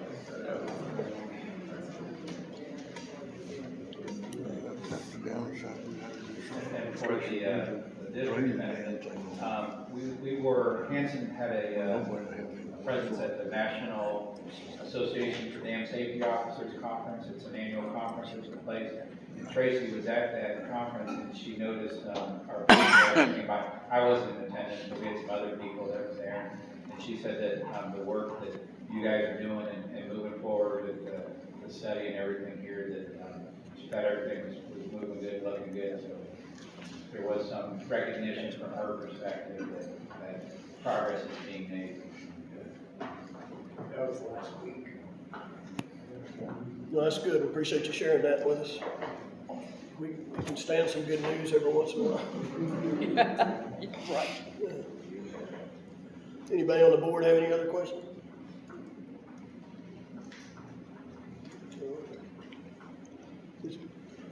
It's probably a good time to open it up for, any of the audience, since this is the big deal. If there's anybody in the audience that has any questions, I'd let you go ahead and do that. We still have other things to do, but I think it's important, and we've got the experts here, that we should go ahead and have them do that. Mark, you had a question? Well, I mean, I kind of have a comment, and I'll be the jerk in the room, but this is nothing personal with anybody, but my personal feelings is this is like the 4th or 5th time we've been through this. Nothing personal with this group, but we've been through this. We beat this horse to death for 15 years now, and we're getting monetary values now of more than we've ever gotten before, and that's not including putting sheet pile on the dam, which is one of the main things. You know, the boxes, I understand that type of stuff. My other concern that's always been is, like the gentleman said, you got to raise the height of the creek during a flood, because that's the way it's going to be, and we've all seen it that have lived here all our lives. But my other argument is, if you go in there and tear all those trees out of there, what's going to hold the back of that dam on the north lake? And if you've got to build a sheet wall bulkhead on the back side of the north dam on the creek that is 40 feet tall, you might as well add another $5 million to this. And you're never going to be able, you can look, I'll take you on a boat ride and show you some of these people's houses that have spent hundreds of thousands of dollars on sheet pile, all the way tiered up their yards that wound up in the creek. So I'm not saying that the vegetation, the stuff doesn't need to come off, but you can't just go wipe that off of there and hope that it's going to be okay. Like I said, there again, nothing personal. One other thing, and I'll shut up. All this stuff has come with. Is Kristen still here? Yeah, I know. There again, talking to Tracy Woods all the years that I didn't realize there was a $400,000 cap on that grant from her. Am I hearing that correctly? Because, I mean, that's nothing compared to this project. I was hoping that it would be something, if it was $10 million, that we could be looking at getting half of that from this. And I might be living in a dream world, but we're living in a dream world thinking that we're going to be able to afford this. That's $1 million a year we're taking in at the 2,400, and we're looking at 10 years. That's without any operating budget just to pay this off. And that's with no sheet pile or anything, which is not, there again, we're all living in la-la land. And nobody agreed to this $2,400 to pay it for 10 years. It was 2 or 3 years till we could start going. That's not what the referendum said, Mark, and you know that. Okay. I mean, factually speaking, it's not what the referendum said. The referendum didn't have a deadline. You're right, it didn't, but Now, I think everybody expects it and should expect it to be not 10 years. Right. Sure. I was thinking 5 at the most maybe, and then it would yeah. start coming down. Yeah.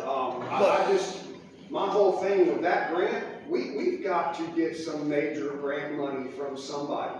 If we all have to go sit on Stevens, what's her last name? Cameron. Yeah. Oh, that was a musician. We have to go sit on her doorstep, and we got to do something, because we can't just keep talking about this and the dams are getting no better. We're going to be sitting here 10 years from now, and they're not getting any better.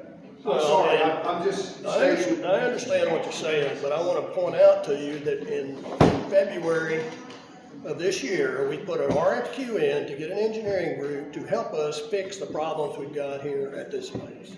Yes. That included, based on their recommendation, the grant people, all right? And so they fully understand that we need grant money, or we probably won't be able to do the project. Correct. All right? So I think we're premature in second guessing or whatever, you know, voicing frustration, and I understand all that. With this group that's been doing the work for 3 months under severe obstacles, one being the guy didn't supply the EAP information for 6 weeks, and that was the EAP that I think we paid for, or maybe Tracy paid for it, the state paid for it, but anyway, it doesn't matter, the guy didn't provide the information. We weren't able to meet with St. John Water Management District, so there's been obstacles to performing the work that they've had to do so far. And I'm personally surprised they even threw out a figure tonight. The other thing I would say is... You mean it personally? No. The other thing I would say is the Jim, the guy that was their geotechnical guy, or whatever you want to call it. I was with him a lot when we went on the dams and looked and all that. And he clearly said, you don't take all them trees down. You don't do that. Not on the North Lake. You don't do that. And he talked about where is the toe of the dam and where does the dam stop and the natural ground start and all that. That was an informative tour with him. So I think if you had been there with him, you would have been impressed with his comments and his approach on that. And he even talked about some of the brownish color in like the spillway by Donnie's house, you know, and he says that's iron bacteria. It's not clay. Right? So there's a lot of things that being on that tour with them was informative, and I think I personally think that Kelly's going to get us some money. Kelly mentioned Laura Wittenborn, I think was her name. So she's pulling her into it, and I think they've got 9 items they're working on now, and adding all the time. So. And the appropriation, we believe, should be the highest priority. And we strongly encourage, I guess, moving in that direction, which includes a meeting with the Congresswoman in preparation for the February-March opening of the opportunity to request funding. Does that bring us to item number 2 on the table? It does. Board approval to pursue appropriation. I'm sorry, I was scanning these things that can be irritating. Our second step on here was to try to get some direction with board approval, and one of them was for the appropriation. Should we pursue that path? We can get going on that now. Yes. Absolutely. We said you guys are the expert. You made the proposal to us, and Yeah, well, we get 3 opportunities, and we may want to vote on it, just so we're on the record. I make the motion that we seek all appropriations anywhere, anytime, anyway. Second. No. We've financed three grant applications, correct? That's been the proposal. Am I misunderstanding that? Yeah. That doesn't. This is probably one of the lower effort options that we have. Okay. So just an easy submittal process for us. But what I'm saying is we can't, the motion is that we pursue everything. We can't pursue everything through you guys. Independently, we can pursue it all day long. But Yeah, there, in addition to, hiring us and working with us and paying us to help you do an application for a grant, there are also some fees associated with grants, and some of the application fees can be steep too. So yeah, what you're saying, there is some financial consideration as to what you do pursue. There's no fee associated with this effort. Yep. Now, I've been told that the Biden bucks, that as they're being referred to, are going to be coming and funding soon. I've been told soon for the last 6 months. But the appropriations are part of the Biden tax. Kelly, specifically, tell us what you're wanting us to approve. And then we'll rehearse that and put it back in the form of a motion so we can get a second on it and vote on it. We would like to, move forward with scheduling a meeting with, the Congresswoman that would have, I believe, at a minimum of one member present along with our grants team to present the project. So we would call and coordinate and schedule, but we would want to have representation along with us to present the project. We've developed a project narrative, a fact sheet. We would want you to review that and, affirm kind of the information that we're presenting, and then we would have a meeting to present the project. Okay. Yeah, we don't want to reach out and talk to the Congresswoman on your behalf without your approving us to Right. do that. Okay. So, having what Kelly just said, I say that is a motion. That's my motion. You got a second? Second. Second, Janet? Absolutely. A discussion. So maybe we could amend the motion to have a point person, A point person. because the whole board is not going to be meeting with Cat. No, and I thought we had that already established in our previous board meetings, that Janet was handling, grants for the board. Okay, Isn't that true? Yeah. yes. Okay, so that's why I didn't say anything against that. Okay, so, any other discussion? Okay, There is a potential that our commissioner might want to be a part of this meeting. Is that acceptable to the board? Oh, absolutely. what did you say? There's a potential that our commissioner, our county commissioner, would like to be a part of this meeting. Is that acceptable to the board? Yes. Was she here tonight? Yes, sir. Oh, yeah, that's fine. I guess. Is that, so add that to the motion and then any more discussion? Yeah. I need that motion written out clearly because I've got a couple of different. Okay, Kelly? So we're requesting, that the board identify one person of contact that our team will coordinate a meeting with and attend a meeting with, the Congresswoman to present the project. We will also submit a letter requesting appropriations when the funding cycle, the appropriation cycle opens, which is February or March.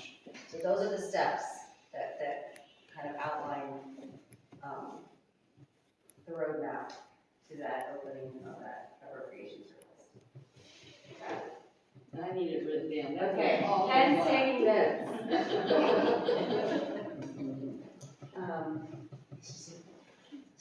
Okay, so you'll get it written down. Meanwhile, everybody heard it for about 3 times now and understood it. We've got a motion, a second, any other discussion? Okay, all in favor, aye? Aye. Opposed? Okay, so it carried. All right. I'm a little bit at a state of confusion here. You might have to help me with this.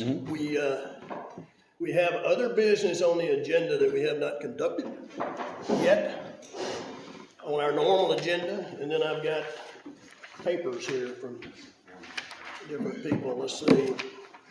I think Anything directly pertinent to the engineering firms? Well, that's what I'm looking, that's what I want to look for. Take care of the question. This was already discussed, your comment about the dredging and all that, that is not part of this phase, and so we don't know when that will happen. So, I just want to know, wouldn't it behoove the dam safety if the county fixes whatever our problem is that causes that? yes, and in that light, Mark, sitting right behind you, is in a committee that's meeting with the county commissioner who was in here, and several other people with their engineers, and doing what I think you're asking is somebody looking at this and saying, hey, what's causing all this stuff and what the heck can be done about it? And it's not necessarily the Lake Ashbury Municipal Service Business District that has to do that. Yes, that is being going on. There's 2 types of watershed studies going on. One is with the county and one is specifically, I think, with Lake Ashbury. Does that sound right? So there's activity going, but I didn't want you thinking that's part of their function. No, we didn't think that. All right, let's see, what is this? How does development within the watershed area affect PMP? The more development, the more runoff, the more we have to store. So I was looking for more of in his calculations, how it affects his calculations. So it was directed towards that. Okay, you want to comment on that? Yeah, like he said, I was talking to the trustee, I'm sorry, could you repeat that? The question is how does development within the watershed affect your calculations for PMP? Or does it? It does, it should. And, but I would ask the question, what is required of the developer in regard to treating stormwater on their property, and what they, what quantity of water are they allowed to discharge as compared to pre-existing conditions? And what is their responsibility? Now, these guys might know the answer to that, but it's not, they have a responsibility to manage the water through stormwater retention and water quality as well. So you probably, So as far as the water management district is concerned, the basin development doesn't have anything to do with PMP, the amount of rain. That's just based on size. but it does. The PMF, the runoff from said, then that is, but back to, the common, you got two types of development, there's permitted and unpermitted development. Permitted developments in the St. Johns River Water Management District are required to meet pre-post discharge up to the 25-year, 24-hour design time. So as far as the PMF goes, from the PMP, then those developments could still have an impact at that level because their systems aren't designed to handle that. Their overflow comes directly into the Yeah, anything over the 25-year event is gonna come toward us. So you wouldn't see it. Yeah. And those are the permitted and the correctly designed systems. We also have unpermitted development that happens. People's lots get more impervious and those kinds of things that aren't permitted that we take into account, or try to take into account with our hydrology analysis that we do in phase 2. So we don't look at just necessarily the existing impervious area, we look at an impervious area in the future. A lot of times we'll project that based on the maximum allowed impervious area by code or some other percentage of the lots. But you can only anticipate so much for future conditions. But that is something we can look at in our hydrology analysis. Because I didn't talk about that a whole lot, but the numbers from the prior studies, just for the 100-year storm, range from about 1,600 CFS to 6,000 CFS. And so, these reports aren't peer-reviewed, they're estimates based on different levels of basin development and things like that. So it's a really important driver for the design, ultimately, for the This chair, could I have a follow-up question to that? Yeah, I guess so. Your 3 minutes is up. Okay, thank you. I appreciate it. There's large development that's already planned within the watershed. Several large areas of going on and planned to it. That's the mention. That was the reason for the question. Is that been approved? Yes, many of them have been. More are on the books to come in. The Lake Larkville is not, is that correct? Not Lake Clark, but this is everything on Henley side and 218 side. Okay. Kay Manley has a question here, is what is phase 2 and when does that start and end? Is this board ready to move to next phase? No, they've got to have another meeting with St. John Water Management District and go through this incremental analysis and all of that before you even have the criteria established to design to. I'm seeing a no. I'm seeing you shake your head no. Well, the incremental analysis wasn't part of this phase. So that is like first step 1 of phase 2. Okay, but you're not going to have design criteria until you finish what they're working on. Okay, so we're not, this board's not gonna approve anything for So phase do you have a two. timeline as to when this phases and discussion with the senator and things will take, how long will that be? I think, the 3 month timeframe that Ken mentioned seemed reasonable before. And I think when we initially laid out, the phase one, phase two, however you want to say that, our second phase was intended to move into design. But we thought coming out of our meeting with the law district, we would have some clear design criteria to design to. So if you could call it a 1B, I guess, phase, we've got a second effort that we need to go through to get that design criteria before we move into actually doing any design work for the rehabilitation. We do have an intermediate phase, we call it 1B, that needs to be done with incremental analysis. Everything else is within the scope. We still have all of the funding pursuits that we're talking about are within our original phase one scope, and we'll continue going with those in the scope. So another couple of months. Well, the whole funding part would extend even beyond Well, the that. funding next, of But course, these that initial is, steps, yeah. Okay. Norman, is that you? Okay. I thought you got yours answered, or these new ones? Sorry. Are these new questions? Well, you can go ahead and do the top ones there. Okay, what's the moratorium end date of the collection of assessments for the lake dam maintenance fees? There is no end date yet. The only thing that'll tie to is what I said before, and that's, what is this whole thing gonna cost? What is our funding from grants and that sort of thing? And the intent is to get that thing cut back as soon as possible. But technically, with the referendum that was passed and voted on, there is no end point to it. If it runs over $8 million, there should be a new referendum.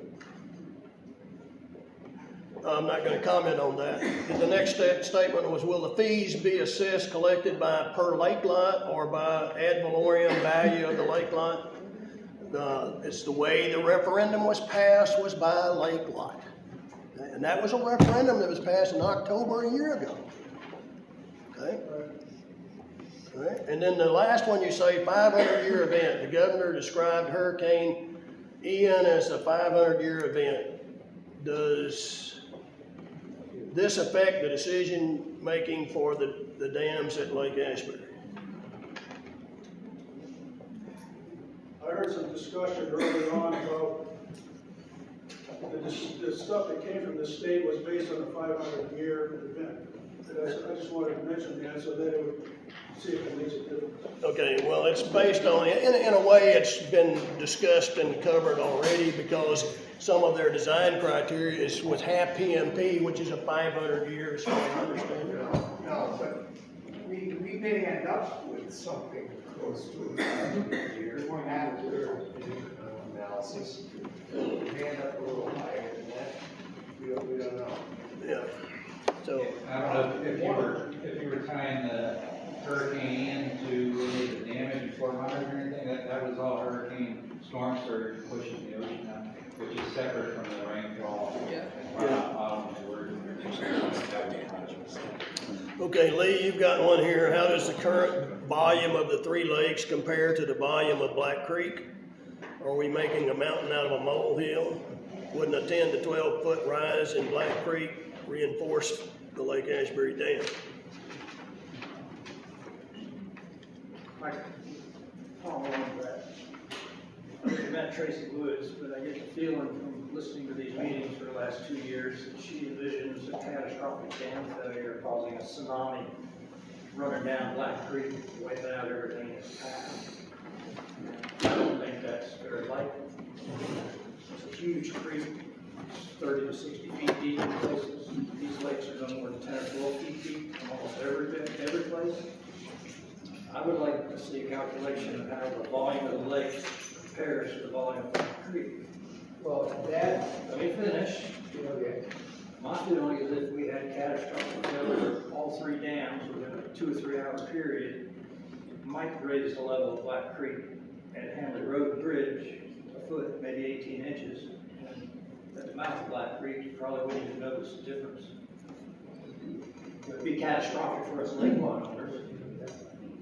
But I think we need to get it in perspective. What are we really dealing with here as far as public safety, for lack of a better term, and approach Tracy Woods that way? What is the bare minimum we can do to get her blessing on our dam? It's loss of life is what it's looked at. So if you had a dam failure, if it's 12 feet of water behind the dam, or 20 feet, there's, based on the development downstream of the dam, there's a high probability that people would be killed. Why? Because they would be in A their 1 foot house. storm surge to kill people? Come on. They would be in their house and the wave of water would come down What there. wave? But show me the figure, show me the volume. You know, I think it would be a river, not a tsunami. Okay, these guys are hired as our engineers, and that's where we're putting our confidence. I understand that. And so, enough, your 3 minutes is up, okay?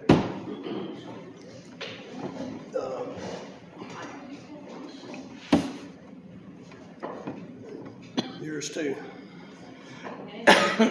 Any other questions? Tim? I got a question, I didn't write it down, but just, Kelly, do you have any kind of ballpark figure of what you're talking about that you might give for grants? Well, I think I mean, we're on talking the a million, appropriation yeah. side, we would ask for as much as all of it, as much as we can. We don't limit what we request. The various grants have cost share components. Some are in the federal grants, you know, maybe you cannot cost share with a federal grant, so you want to find another grant. So we want to find as much as we can, and I think the appropriations is our biggest wallet to hit first. So I can't answer that. No, I was What do you want me just, to- in your past experience, I was just kind of curious if you had some kind of figure in I mind. do not, I do not. Sorry, I didn't mean to put you on the That's spot. okay. I'm respecting it. Yeah. Okay. I think it's 8:40. I think we still have items on the agenda, but I would propose that we end the meeting and we move these things to the next scheduled meeting, which is going to be the 14th of November, unless I have any objections to that. I would move that we terminate the meeting at 8:40.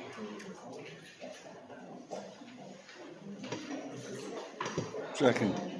Second, Larry? All in favor? Second. Need any more discussion? All in favor, aye? Aye.